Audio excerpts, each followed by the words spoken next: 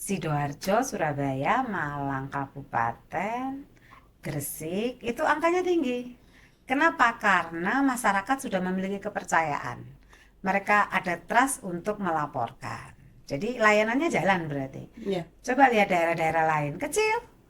Bahkan ada loh suatu daerah di suatu masa dulu itu nol. Saya marah-marah. nggak Kok mungkin. bisa nggak ada kekerasan ini gimana? Karena tidak mungkin zero accident.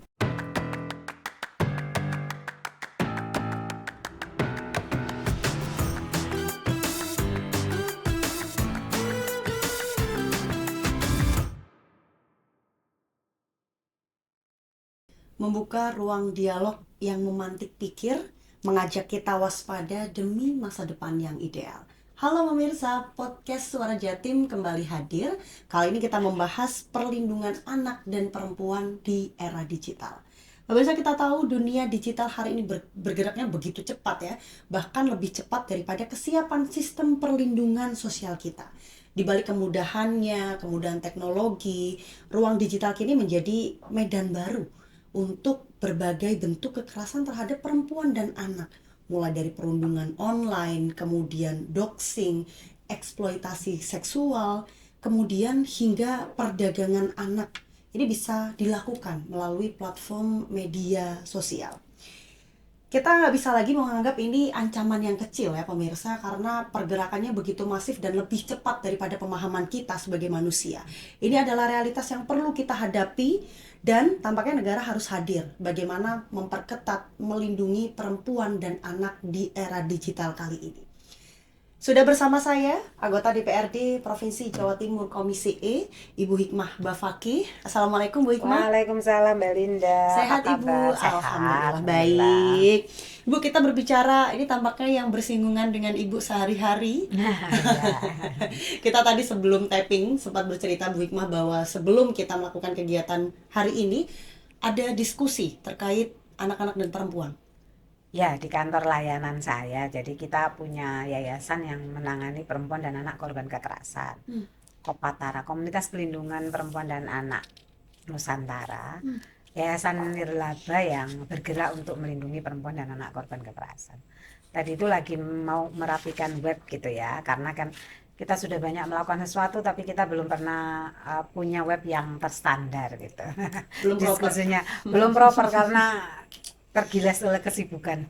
Betul. Yang penting kerja tapi akhirnya kurang terdokumentasi begitu ya Bu. Ya, padahal kan kepingin juga kasih insight kepada banyak pihak bahwa kerja-kerja yang dilakukan kawan-kawan relawan di tempat kami itu kerja-kerja menarik yang bisa juga dilakukan oleh banyak pihak juga yang Oke. punya kepedulian. Menarik ini, nanti kita ulas ya seperti Oke. apa.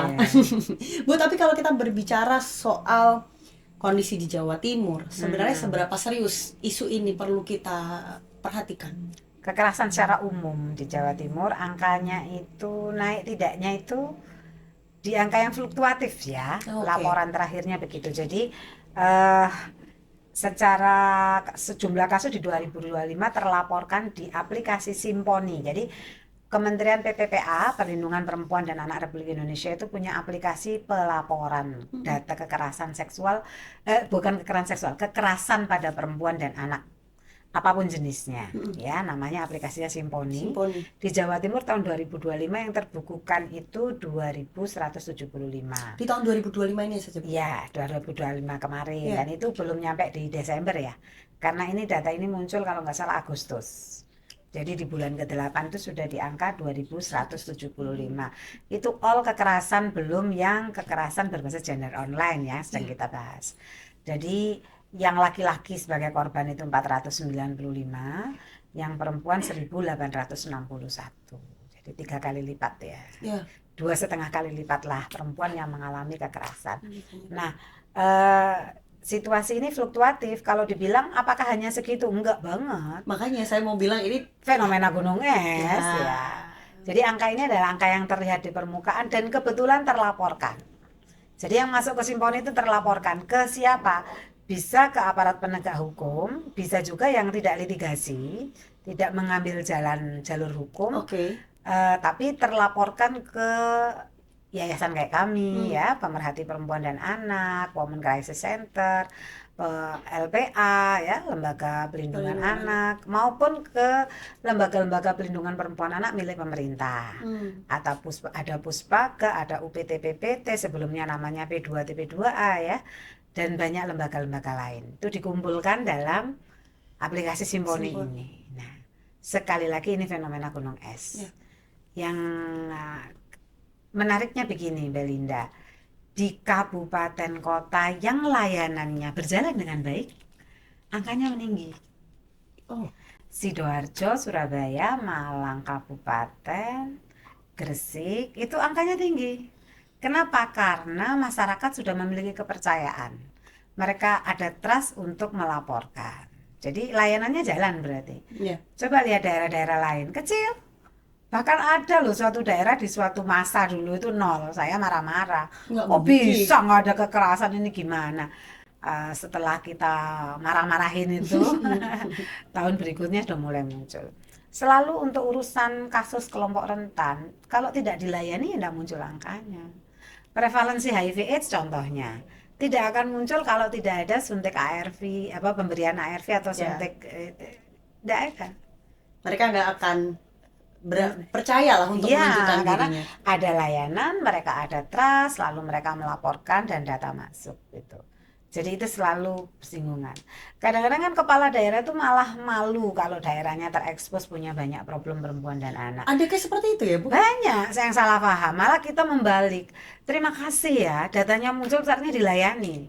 Kepala daerah harus bangga dan kami mengapresiasi. Karena tidak mungkin zero accident. Apa mungkin sekarang zero accident? Tidak mungkin. Mindsetnya masih ada ketika ada kepala daerah yang aduh mending nggak usah datanya muncul deh biar nampak tidak ada case. Itu kan bodoh banget kalau hari ini masih berpandangan kayak gitu, tapi masih ada. Sekarang sih mulai enggak. Faktualnya sekarang se-Jawa Timur sudah mulai melapor. Data udah mulai masuk. Sekalipun ya fluktuatifnya tinggi ya, bergantung bagaimana pelayanan. Karena sepanjang masyarakat itu merasa aman dan nyaman untuk didampingi dan melaporkan, pasti meningkat. Mereka ada awareness gitu lah untuk yaudah deh saya lapor. Ya mau LSM-nya, mau perguruan tingginya, pemerintahnya maupun aparat penegak hukumnya memberikan layanan yang menyamankan, yang mengedepankan mainstreaming gender dan hak anak ya, pengaruh utamaan hak anak dan pengaruh utamaan hak perempuan. Insya Allah juga akan muncul datanya, dan itu prestasi. Ini yang perlu diperhatikan ya ketika kita berbicara data kekerasan ini, kita sebagai perempuan karena ya kadang saya pun dulu ketika kecil mengalami hal seperti itu, saya takut Bu untuk bilang, untuk melaporkan, untuk bilang ke orang tua saya aja saya masih takut. Nah ketika berjalan seperti ini, maka perlu nggak sih Bu edukasi ke anak-anak, apapun yang terjadi itu harusnya tetap bilang. Harus. Karena kalau mereka nggak lapor ke orang tua, mereka lapornya ke medsos loh. Itu. Dan kalau mereka galau-galau statusnya di medsos, yang membaca para predator seksual, para trafficker, yang punya banyak trik, ya, lesbian dewasa, gay dewasa, dan saya mengalami itu berkali-kali mendampingi anak-anak yang mendapatkan kekerasan, terutama kekerasan seksual bermula dari para predator dan pelakunya atau trafficker ya. Itu menangkapnya anak ini bermasalah ya dari media sosial mereka, men-tracking media sosial mereka. Karenanya jadikan anak-anak itu terbiasa curhat, menyampaikan ke orang tua atau ke orang dewasa di sekelilingnya. Kalau ada hambatan komunikasi dengan orang tua ya sekolah harus mengambil alih peran-peran itu. Lagi-lagi dunia pendidikan itu juga penting. Karena kalau tidak ke medsos kemana lagi mereka ngomong? Ke teman sebaya. Teman sebayanya siapa? Yang ada di circle mereka. Kalau circle-nya anak-anak bermasalah secara perilaku, kita nggak boleh ngomong anak nakal. Circle-nya anak-anak bermasalah juga kan? Jadi nanyanya ke siapa dong? Ke anak yang sama bermasalahnya. Ya aku mari dipeluk, aku mari dicium, jaluk turu ya pacarku, piye? Apa jawabannya yang kita harapkan akan diberikan oleh teman se-circle anak bermasalah? Ya mereka nggak akan paham itu bahayanya seperti apa. Atau mereka malah sudah melakukan. Oh nggak apa-apa itu. Nauzubillah, bisa jadi itu jawaban mereka. Bisa banget. Upaya preventifnya apa ya Bu kira-kira bisa dilakukan? Pendidikan, sex education sejak dini sesuai deh. Kalau ini ngomong kekerasan seksual ya, karena kekerasan itu macam-macam. Pendidikan seks sejak dini dimulai sesuai dengan usia mereka. Dari ketika TK dan anak-anak sudah berinteraksi dengan orang di luar keluarganya itu ya belajar tentang no touch no hold gitu ya kan, Ya. sekarang ada ilmunya itu disampaikan dengan jadi siapa yang boleh pegang mereka, siapa kemana mereka minta tolong ketika seperti itu. Ketika anak-anak sudah mulai akil balik gitu dalam konsepsi Islam, mereka sudah harus dikuatkan identitas gendernya. Karena saya juga pernah bekerja di Global Fund cukup lama untuk menanggulangan HIV/AIDS yang sasaran program kami itu di populasi kunci G, waria dan pengguna narkoba jarum suntik, sekarang ada di 8 kabupaten kota Jawa Timur. Ketika saya ketua kota Jawa Timur, saya tahu pasti bagaimana anak-anak berubah orientasi seksualnya misalnya. Itu ya karena problem-problem di rumah juga, karena pengasuhan yang salah juga, karena ketiadaan tempat untuk mereka bersandar ketika mereka mengalami masalah. Jadi selalu kalau mau dirata ya, problem utamanya itu di pengasuhan keluarga dulu, ketahanan keluarga dulu, baru yang lain-lain. Jadi kalau misalnya tujuannya ke handphone, yang belikan handphone siapa? Orang tua. Yang ngisi pulsa, yang ngasih paket Orang internet. tua. Jadi pengasuhan kan.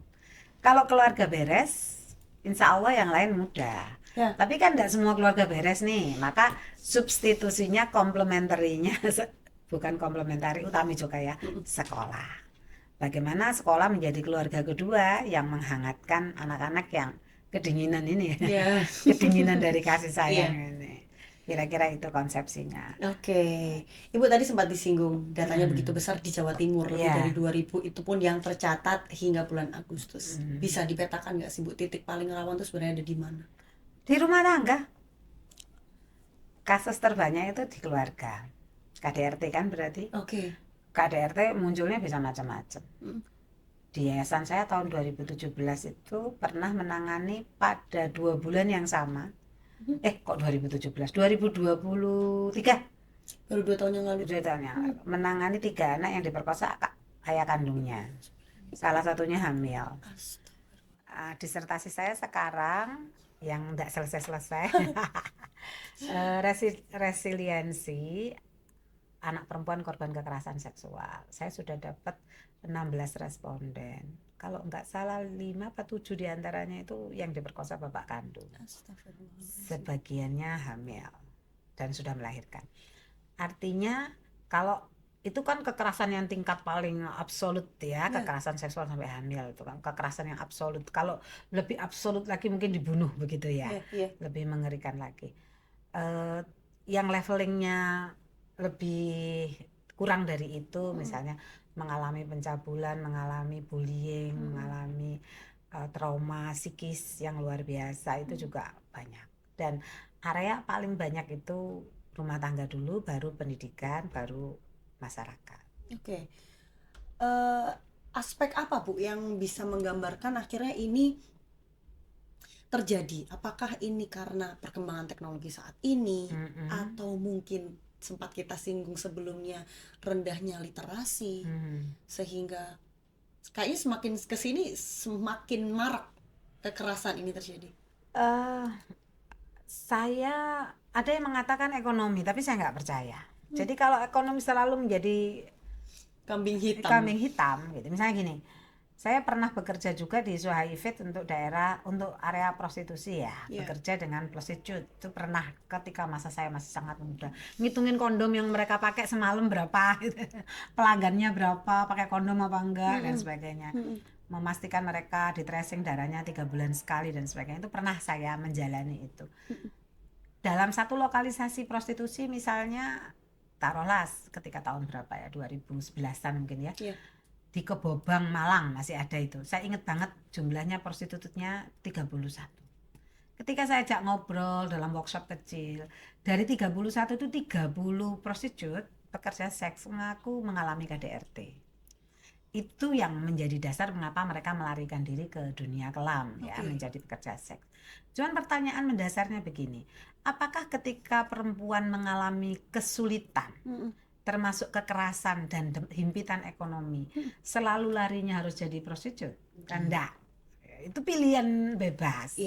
Artinya tidak bisa ekonomi dituduh sebagai penyebab utama. Ya. Jadi kalau boleh apa? Saya sih kalau dari bahasa agama ya tentu Iya. minimnya pemahaman akan ini agama, teman banyak orang mungkin yang menolak. Maka secara umum bisa dikaitkan dengan gaya hidup yang semakin materialisme mungkin, menurunnya ketaatan akan norma agama dan norma sosial mungkin itu bisa menjadi penyebab. Jadi karena sekarang serba kebendaan ya, standar gaya hidup kita harus serba diukur dengan materi gitu ya. Akhirnya sesuatu yang luhur semacam tata nilai, kebersamaan, termasuk kehangatan di keluarga itu kurang dihargai dibanding bapak bisa menghasilkan duit banyak, ibu bisa membantu mencari nafkah gitu. Karenanya sendi-sendi dalam keluarga itu semakin luruh. Jadi sampai waktu saya jadi ketua Fatayat Kabupaten Malang lalu Jawa Timur itu pernah kita bikin gerakan namanya Return to Family. Bukan back ya, tapi return. Makna return itu kan wis ada intensitas tinggi ya. Jadi return to family. Berkali-kali ketika berhadapan dengan teman-teman feminis yang amat ideologis ya, saya itu sering diprotes. Mbak Hikmah ini selalu menempatkan perempuan sebagai melayani, bukan memberdayakan diri sendiri. Itu ini pasti diskusi panjang ini kalau kita bicara ini. Kalau sesama feminis pasti ke sana arahnya ya. Kenapa perempuan tuh kok selalu dituntut untuk melayani, bukan? Saya bilang ya enggak juga. Kita juga selalu meminta teman-teman, mengedukasi teman-teman perempuan kita untuk menerima diri sendiri dengan baik, berterima kasih, bagaimana self love kayak gitu-gitu ya, bagaimana menangani inner child, itu juga selalu menjadi bahan dan topik harian ketika saya ketemu dengan berbagai komunitas perempuan. Cuman bahwa kita tugasnya melayani itu fitrah begitu. Jadi kalau enggak return to family, tapi return to family itu kampanyenya untuk laki-laki dan perempuan. Kan enggak boleh cuman perempuan aja ya, tugas dan penugasan pembinaan anak itu ya bapak ibu, bukan hanya ibu. Kalau timpang sekarang kan ada fatherless gitu. Iya, sudah mulai itu. Lucunya di kota Surabaya diterjemahkan dengan mengantar anak ke sekolah. Oke lah, itu tidak itu saja tentu saja. Itu salah satunya saja. Oke, itu atribusi namanya, atribusi.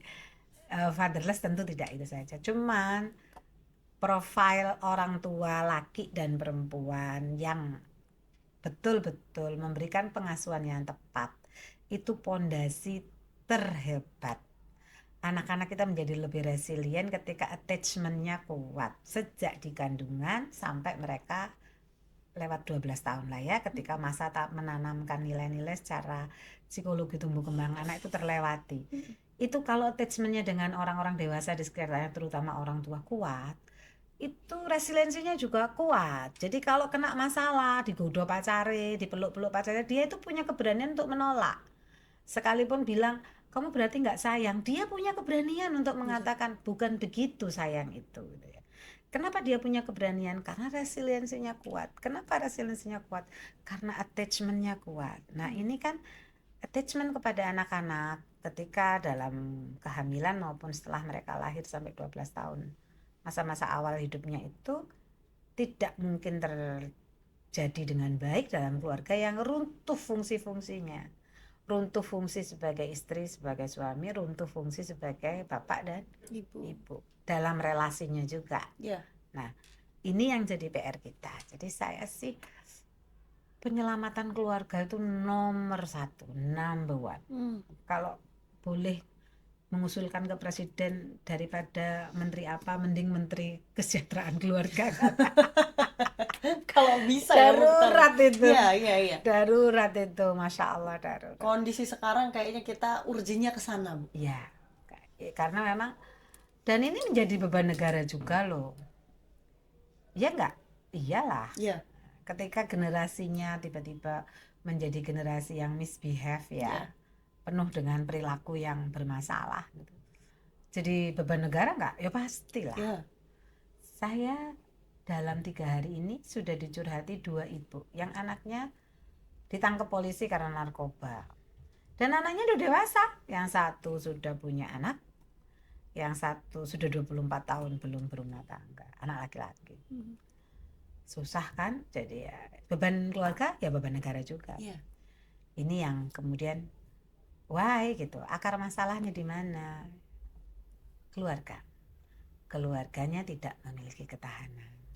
Kalau keluarga beres, masyarakat akan mengikuti. Lingkungan di mana keluarga itu tinggal tiba-tiba akan menjadi lingkungan yang kondusif. Ada satu dua keluarga yang bermasalah, yang lain akan melakukan upaya penyembuhan, Ya. peningkatan itu ya.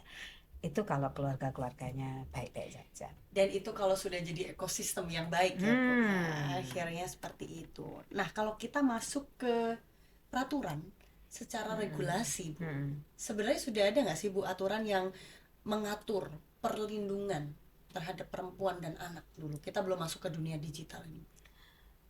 Bapak jere wong Jawa Mbak Wah, sudah Belinda, lengkap, lengkap. ya Bu Hikmah ya. Mau undang-undang model apa itu lengkap, sekalipun kami koalisi masyarakat sipil, jadi ini saya ini berjenis kelamin ganda ya. Ya politisi ya ngelesem gitu ya. Iya. Ketika undang-undang PKS penghapusan kekerasan seksual yang versi pertama itu gagal disetujui dan kemudian diganti menjadi tindak TPKS ya, tindak eh, penanggulangan kekerasan seksual, itu ada 80 pasal yang usulan koalisi masyarakat sipil yang ditiadakan. Itu kalau diskusinya jadi panjang kalau ke sana ya, ada faktor politik dan sebagainya ya. Yang kita herani banyak politisi yang tidak menganggap masalah kekerasan terhadap perempuan dan anak ini sebagai masalah kemanusiaan. Cara pandangnya yang salah. Mereka memandang seperti apa Bu Hikmah? Belum-belum sudah curiga bahwa ini ada agenda yang diikuti oleh LGBT lah, apalah begitu ya. Ya memang dalam perjuangan bersama itu ya semua terlibat. Kawan-kawan dari populasi manapun terlibat. Mereka kan juga manusia yang butuh dilayani ya, dan tidak boleh kita kesampingkan hak-haknya. Kita tidak ngomong bahasa agama kalau bersama dengan masyarakat gitu ya. Nah, kalau di level Jawa Timur kita sudah punya 2 perda. Ada Perda 16 tahun 2012 yang ngomong tentang sistem penyelenggaraan perlindungan perempuan dan anak korban kekerasan. Lalu Perda nomor 2 tahun 2014 tentang pelindungan anak saja. Nah, karena ini irisannya sama dan karena sekarang juga ada Omnibus Law, maka kami jadiin satu, ini dalam proses. Kemarin sudah selesai pandangan komisi, nanti pendapat gubernur belum, lalu masuk ke pemerintah pusat untuk mendapatkan evaluasi. Perda kami yang baru nanti ini menggabungkan ini plus menambahkan dengan KPGU. Dengan banyak hal yang baru-baru ya, termasuk termasuk misalnya kewajiban pemerintah provinsi di ini salah satu pasal yang cukup seksi menurut saya. Kita memasukkan kewajiban pemerintah provinsi untuk menjamin perempuan dan anak korban kekerasan mendapatkan layanan kesehatan gratis di rumah sakit milik pemerintah provinsi, termasuk proses mediko legal mereka. Mediko legal itu misalnya visum et repertum, visum psikiatritrum itu. Selama ini bayar Belinda. Lah korbannya melarat piye? Mereka melapor aja sudah ini lapor apa karena enggak? BPJS anehnya BPJS tidak mengcover karena dianggap sudah ada LPSK, Lembaga Pelindungan Saksi dan Korban. LPSK itu covernya rendah pakai banget. Oh sebenarnya ada berarti ya Bu Hikmah? Ada, halo pemerintah pusat, mereka kan nggak ngerti kalau LPSK dananya terbatas dan sistemnya ruwet dan talangan. Jadi sekarang kalau korbannya miskin untuk visum et repertum menunggu dari LPSK nanti kasusnya selesai. Lah ini siapa yang nalangi? Ya kalau ketemu lembaga-lembaga kayak saya, di lembaga saya semua layanannya gratis. Cuman kalau enggak kan kasihan. Jadi kita di Jawa Timur di Raperda terbaru ini membebankan itu kepada pemerintah provinsi lewat skema namanya Biakes Maskin. Itu pembiayaan ad-cost bagi warga Jawa Timur yang tidak tercover oleh BPJS karena satu dan lain hal. Ya. Ini sudah mulai masuk ke dunia digital. Apakah ini juga akan masuk di perda yang sedang dirancang, Bu? Seperti apa bentuknya? Itu hal barunya. Kita di perda ini kan diaturnya mulai dari lini pencegahan, advokasi dan terminasi ya istilahnya ya. Kami sih berharap untuk KPGU kekerasan berbasis gender online itu kita lebih fokus ke pencegahan daripada penanganan. Ya, karena kalau penanganan itu pengalaman saya susah. Memang IP pelaku bisa dilacak lewat forensik digitalnya Polda. Dengan cepat bisa dilacak. Dapat pelakunya. Yes, tapi what's next? Ini udah ada di cloud. Itu dia. Mana bisa dihilangkan? Ya. Itu satu. Yang kedua, ini berganda eksesnya kan. Kalau sudah, makanya saya pikir penanganan oke, sudah jelas, sudah tertera. Harapan kami sih para pemerhati perempuan anak, forensik digital ini ada di level Polres ya. Oke. Harapannya ini baru di Polda. Kalau Jawa Timur mungkin tidak kesulitan karena tinggal kirim ini link apa-apa langsung. Cepet lah ya. Tapi bagaimana luar pulau misalnya yang terkendala sinyal dan sebagainya, itu juga akan problem ya kan. Cuman selain itu untuk aspek penanganan dulu ya KPGO, itu menurut kami orang sering hanya berkonsentrasi pada litigasinya aja, pada proses penegakan hukumnya. Kurang berkonsentrasi pada faktor penyelamatan mental korban maupun pelaku kalau di anak-anak. Saya pernah nanganin anak open BO mahasiswa, ternyata siapa dong operatornya? Anak SMP. Adminnya itu anak SMP, Belinda. Astagfirullah, saya speechless Bu. Ya. Kayaknya makin kesini makin kesana gitu ya permasalahan. Terus pernah juga yang itu bikin kita speechless itu sampai konselor, relawan konselor di tempat saya itu sampai, baik Pak, aku speechless Pak, aku speechless. Dia lagi BAP di kepolisian. No, apa ya? Oh iya namanya ya. Ada case anak perempuan diperkosa oleh pacarnya sama ibunya, diadukan ke polisi. Di kepolisian, di Polres itu kami diundang untuk menangani si korban, melakukan pendampingan. Nah, ibunya pelaku ndak terima. Jadinya anak perempuan ini sudah sering bergonta-ganti pasangan. Dari proses itu kita kemudian dekat dengan, selalu kan kami utamakan korban ya. Kalau pelaku anak-anak juga kami utamakan. Kemudian kita ngobrol dengan anak yang masih usia kelas 1 SMK dia. Kita dapat informasi dari dia dengan jujur, lugas dan terus terang dan luar biasa, bikin kita kaget-kaget. Dia seks bebas sejak dapat haid pertama, sejak SMP kelas 1. Dan dia tergabung dalam WA group yang isinya itu informasi gonta-ganti pasangan, tempat kos-kosan murah, tempat kamar yang bisa di booking setengah jam cuman berapa ribu, dan itu terjangkau untuk anak-anak. Kalau hamil pakai minum apa itu di WA group. Dan teman saya ini ditunjukin, relawan saya, WA group itu yang bikin dia speechless sampai istighfar ping 100 ketika telepon saya. Real world kita kayak gitu. Nah, maka ketika diturunkan di Perda, Bu Hikmah, seperti apa upaya pencegahannya ketika sudah jadi cloud nih, kita sudah tahu? Pencegahannya ya literasi digital. Anak-anak itu kan taunya seneng ya. Mereka maunya, bukan butuhnya. Maunya pegang handphone bebas.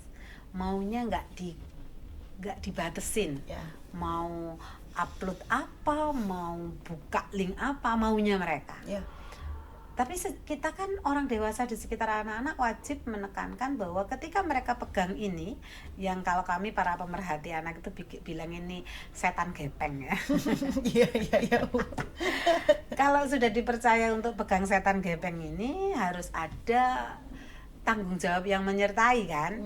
Dulu misalnya kalau anak-anak saya kelas 4 SD atau kelas 6 SD baru boleh. Bukan TK, tapi sudah agak gede gitu ya. Dan itu pun Sabtu dan Minggu dari jam ini sampai jam ini. Akun medsos boleh ketika SMA, punya akun media sosial. Itu pun masih private. Di private. Nah, yang kayak gitu-gitu itu boleh, dan itu pun tidak menjamin anak kita tidak berselancar loh. Tapi itu kan mencegah, membatasi, betul.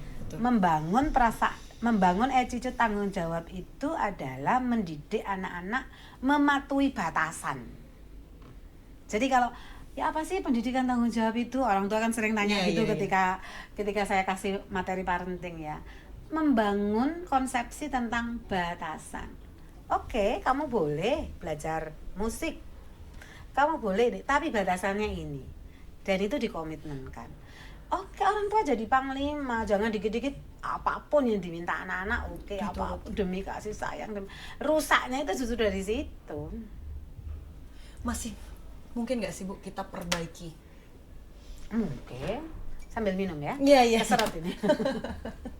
Monggo Bu Hikmah. Tidak ada yang tidak mungkin.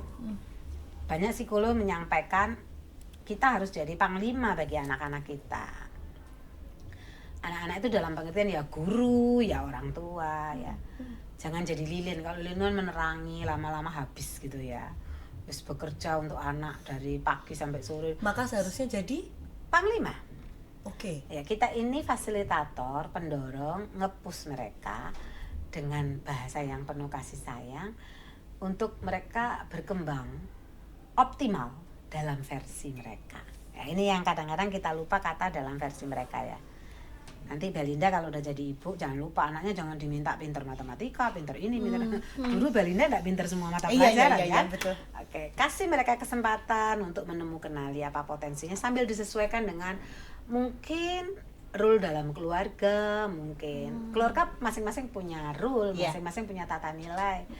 Apa? Kalau saya misalnya anak-anak mau enggak mau harus mondok loh ya setelah SD. Mereka enggak mau gini, oh tidak. Kalau enggak mau silakan angon wedhus.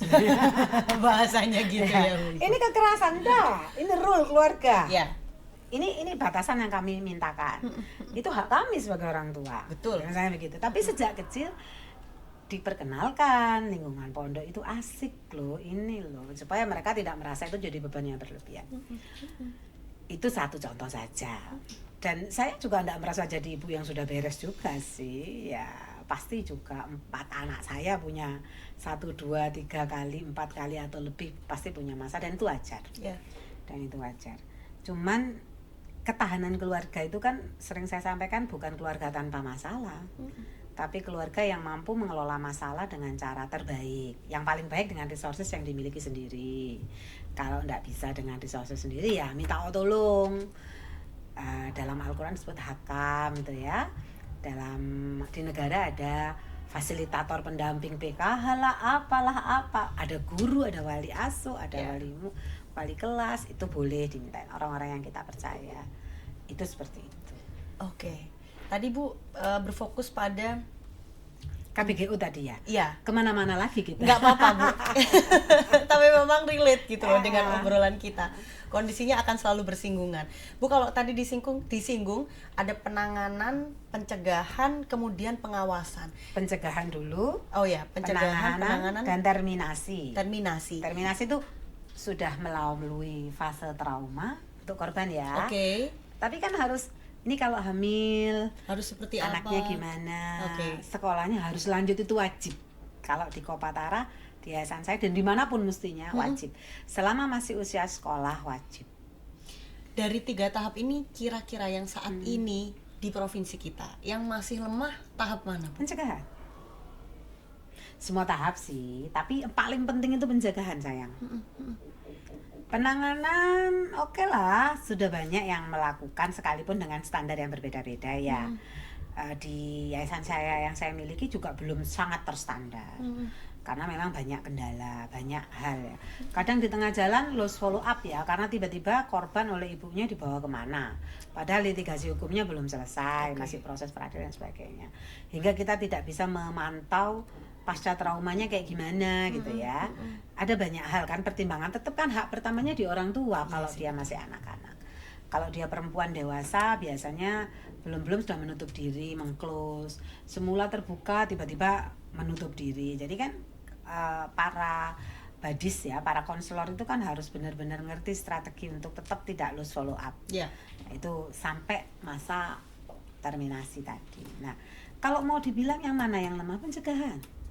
Karena faktualnya ternyata kejadiannya masih banyak, artinya pencegahannya kurang kuat dong. Ya, jadi api ini berkorban karena sumber apinya kakean, terlalu banyak. Ayo sumber apinya kita kecilin. Zero accident tuh nggak mungkin, sudahlah nggak mungkin. Cuman bisa kita kecilin gitu loh. Apinya itu kobarannya bisa kita kecilkan dengan cara sumber apinya itu literasi digital, literasi media sosial, literasi keuangan, karena tidak kena pinjol, judol. Itu kan gender apa bukan gender ya, kekerasan online juga ya. Ya, kind of Itu. termasuk. Itu kalau literasinya kuat, mantep ya, berkurang pasti angkanya. Kesadarannya kayaknya perlu dari fondasi banget ya Bu ya, kalau membahas tentang ini. Tapi kalau kita bicara pemerintah nih, sebagai ibu pengawas kerja pemerintah, apakah pemerintah ini sudah cukup kuat untuk melakukan pengawasan aktivitas digital? Memang bisa diawasi dah pertanyaannya. Iya.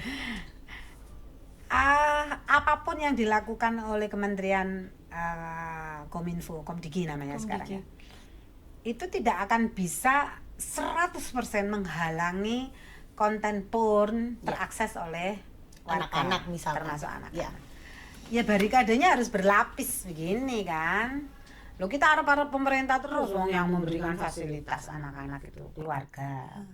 Jadi ya barikadenya harus berlapis-lapis. Komdisi harus terus melakukan upaya itu. China lebih ketat lagi kan ternyata, dan fine, negara hadir gitu. Jadi negara hadir, dibangun tata politik yang lebih ketat untuk urusan itu. Kalau kita kan cenderung sudah ke barat-baratan, gaya modernnya, tapi responsibility-nya masih belum. Cenderung liberal kayaknya Bu sekarang kita. Liberal tapi dengan responsibility yang masih rendah. Nah, belum sadar nanti resikonya apa. Nah, tapi tadi kalau disinggung soal perda rencana akan di merger gitu ya Bu, dua perda tadi, seberapa kuat nantinya koordinasi yang akan dibangun DPRD untuk ini nih, ada perda baru yang udah di merger dengan tambahan-tambahan baru kesadaran di dunia digital? Kami dalam proses membangun perda ini, kita sudah mengumpulkan hampir semua jejaring. Kelompok masyarakat strategis yang memang bekerja untuk isu ini. Kita kalau kami karena sudah lama ada dalam jejaring, tentu sering ketemu, sering mendapatkan masukan. Kita tanya kepada kawan-kawan yang langsung bersentuhan dengan situasi real di masyarakat. Tapi kan memang tidak semuanya bisa diperdakan gitu ya. Maunya teman-teman itu rigid gitu. Kami ada keterbatasan karena ini wilayah Jawa Timur kan, provinsi. Dalam Undang-Undang Pemerintah Daerah, Undang-Undang Nomor 23 itu, kita hanya dibatasi 32 atau 23 lupa saya. Kita hanya dibatasi di fungsi koordinasi, pengawasan gitu kan. Oke, ada program memang pasti. Cuman lebih kepada membangun bersama guideline untuk kabupaten kota membangun layanan. Maka ini juga agregat, kabupaten kota juga harus bergerak. Semua pihak juga harus bergerak gitu. Jadi untuk urusan yang kayak gini, saya sering pesankan kepada semua komunitas yang saya temui, ojo terlalu ngarep pemerintah lah. Jangan terlalu semua hal kembalikan ke pemerintah, jangan. Ini dunia private kita sesungguhnya. Cara menggunakan handphone itu hal yang private kan. Bagaimana mengelola keuangan untuk internet, untuk ini kan hal yang bisa kita putuskan dengan mandiri sesungguhnya tanpa campur tangan pemerintah. Ya kita sendiri yang harus meliterasi diri, melakukan role dalam keluarga ditegakkan gitu. Tapi kalau misalkan tadi kita berbicara tetap ada tanggung jawab pemerintah ya Bu, apakah di Jawa Timur sendiri terkait pengawasan digital ini secara infrastruktur ini sudah cukup memadai?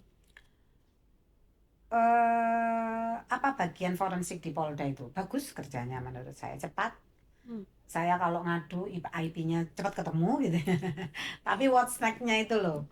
Kan ya dunia digital tuh nggak sama. Jadi kalau kinerja memberantas KBGO itu, saya pikir infrastrukturnya boleh dikatakan cukup dan tidak itu bergantung. Makanya saya ngotot pencegahan. Dan pencegahan itu masyarakat yang terbanyak. Pemerintah ya fasilitasi saja dengan berbagai program edukasi.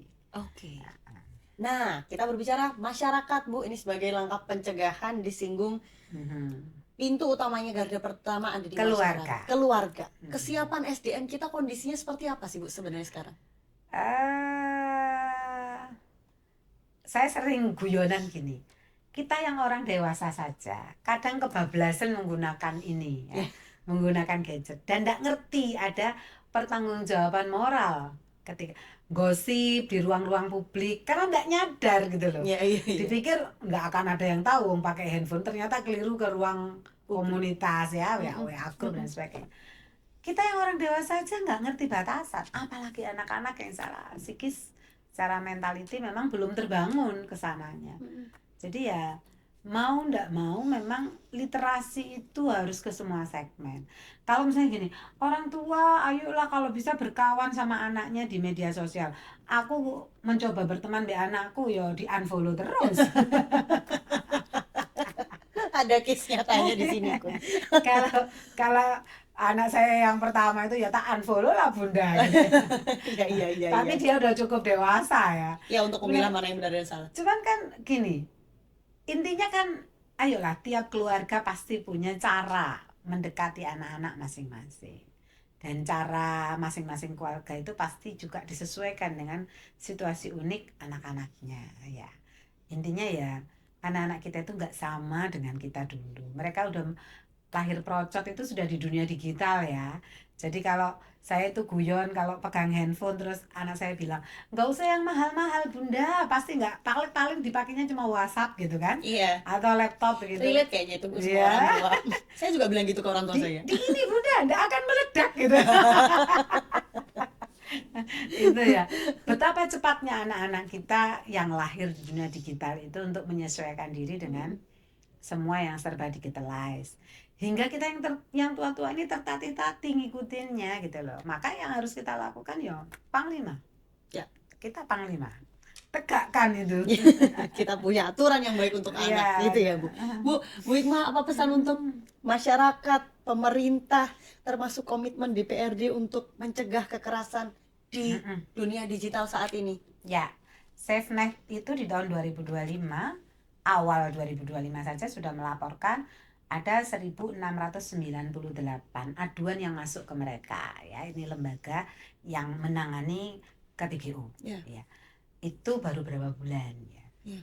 Bisa dibayangkan betapa banyaknya. Itu pun yang mau melapor. Kembali Yang lagi. karena malu diselesaikan sendiri, ditutup-tutupi sendiri dan kemudian hilang itu juga jauh lebih banyak. Artinya kondisi kemajuan teknologi informasi dalam bentuk gawai ini dan segala macam platformnya harus digunakan dengan penuh rasa tanggung jawab pada semua usia. Sekali lagi pada semua usia, karena tidak jamin yang dewasa juga nggak jadi pelaku atau korban ya. Kita menjadi semakin konsumtif juga gara-gara ini juga kan. Betul. Jadi ngerti bahwa ternyata ada banyak merek kerudung gitu. Relate, Karena Bu. ini juga kan. Iya. Nah ini kan hal-hal yang baru. Nah kayaknya memang kita harus sama-sama belajar, semuanya tanpa terkecuali termasuk saya, terus belajar agar kita tetap ada dalam batasan bertanggung jawab tadi. Terima kasih banyak Bu Hikmah. Sama-sama Mbak Linda. Obrolan kita hari ini lagi-lagi banyak catatan yang perlu kita pelajari bersama, membaca fenomena dunia digital. Sekali lagi pergerakannya jauh lebih cepat daripada pemahaman kita. Jadi mari kita bertanggung jawab atas apa yang kita lakukan. Yes. Terima kasih Bu Hikmah, terima kasih pemirsa podcast DPRD Provinsi Jawa Timur. Nantikan episode selanjutnya. Saya Belinda Firda beserta seluruh kru yang bertugas mengucapkan terima kasih dan sampai jumpa.